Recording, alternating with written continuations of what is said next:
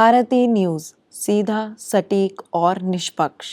नमस्कार, मैं हूं रिंकू सेठी और आप देख रहे हैं भारतीय न्यूज़। नज़र डालते हैं आज की ताज़ा तरीन खबरों की ओर और शुरुआत करते हैं राष्ट्रीय खबरों से। केरल में भारी बारिश ने भीषण तबाही मचाई है।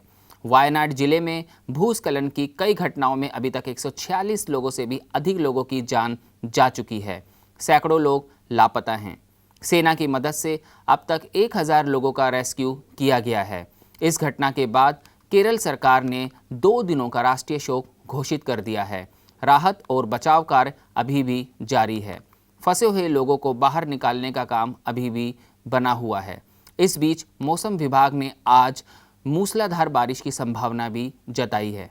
वहीं दिल्ली नगर निगम ने ओल्ड राजेंद्र नगर में कोचिंग सेंटर के 7 और बेसमेंट सील कर दिए हैं, जबकि उत्तर पश्चिमी दिल्ली के राजधानी एनक्लेव और पूर्वी दिल्ली के प्रीत विहार में एक बेसमेंट सील किया गया है। एमसीडी ने राव आईएएस स्टडी सर्कल की इमारत के बेसमेंट में पानी भर जाने से सिविल सेवा की तैयारी कर रहे 3 स्टूडेंट्स की मौत के बाद यह कार्रवाई की है। अब आपको ले चलते हैं अंतर्राष्ट्रीय खबरों की ओर, जहां फ्रांस की मौसम विभाग एजेंसी ने पेरिस और आसपास के इलाकों के लिए मौसम की चेतावनी जारी की है, जिसमें तूफान और भीषण गर्मी की चेतावनी दी गई है। मौसम विभाग ने कहा है कि पेरिस और आसपास के इलाके में तापमान के 35 डिग्री सेल्सियस रहने की आशंका है। बता दें कि फ्रांस की राजधानी ओलंपिक खेलों की मेज़बानी कर रही है। वहीं गाजा में इजरायली सेना ने एक और बड़ा हमला किया है। फिलिस्तीनी स्वास्थ्य अधिकारियों ने कहा कि मध्य गाजा के दीर अल बलाह में एक स्कूल पर हुए इस इजरायली हमले में कम से कम 30 फिलिस्तीनी मारे गए हैं। वहीं 100 से ज़्यादा लोग घायल हुए हैं।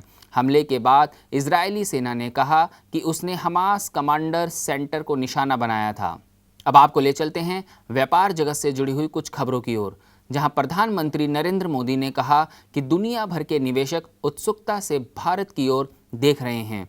उन्होंने कहा कि घरेलू उद्योग को आगे आकर इस सुनहरे अवसर का फायदा उठाना चाहिए और साल 2047 तक विकसित भारत के लक्ष्य को हासिल करने में अपनी भूमिका निभानी चाहिए। वहीं ईवी खरीदने वालों के लिए एक अच्छी खबर है। केंद्रीय भारी उद्योग मंत्रालय ने इलेक्ट्रिक मोबिलिटी प्रमोशन स्कीम 2024 को 30 सितंबर तक के लिए बढ़ा दिया है। पहले यह स्कीम 31 जुलाई को समाप्त हो रही थी। इस स्कीम के तहत ईवी खरीदने वालों को सरकार की ओर से सब्सिडी दी जाती है। इससे इलेक्ट्रिक गाड़ियों की कीमत कम हो जाती है। अब खबरें खेल जगत से, जहां पेरिस ओलंपिक 2024 में भारत ने अब तक शूटिंग के 2 अलग-अलग इवेंट्स में कांस्य पदक जीतने में सफलता हासिल की है।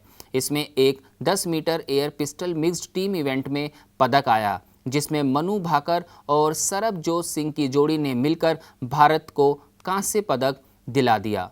दोनों की जोड़ी ने पेरिस ओलंपिक में कांस्य पदक के लिए हुए इस इवेंट के मुकाबले में कोरिया की जोड़ी को मात दी। वहीं भारत और श्रीलंका के बीच T20 सीरीज खेली जा रही है। इसके बाद वनडे सीरीज होगी, जिसके लिए भारतीय टीम का ऐलान पहले से ही किया जा चुका है। वहीं अब वनडे सीरीज के लिए श्रीलंकाई स्क्वाड की घोषणा हुई है, जिसमें चरित असलंका को कप्तानी की जिम्मेदारी मिली है। अब तक की खबरों के लिए इतना ही। आगे की खबरों के लिए बने रहिए भारतीय न्यूज़ पर और भारतीय न्यूज़ को शेयर, लाइक और सब्सक्राइब करना ना भूलें। बस अभी 12th खत्म हुई थी और अब आधे से ज्यादा टाइम ये सोचकर निकाल देते हो कि which career to choose. Well, in that case I got you covered. ये वीडियो एंड तक देखना, क्या पता I will just make up your mind. You must have thought of कोई बस ऐसा कोर्स मिल जाए जहाँ अनलिमिटेड जॉब ऑप्शंस हो, क्योंकि मैं भी यही सोचती थी, जैसे कि journalist, news anchor, radio jockey, screen writer, video editor, event manager, graphic designer, cinematographer, director, public relation officer, entrepreneur. In fact इन सबसे भी ज्यादा जॉब ऑप्शंस चाहिए। तो just choose BAJMC as your career.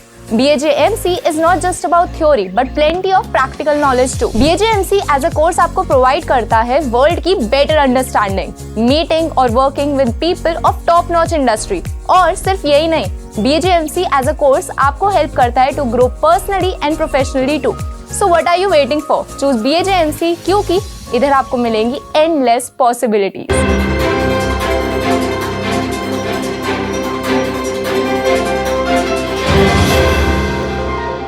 भारतीय न्यूज़, सीधा, सटीक और निष्पक्ष।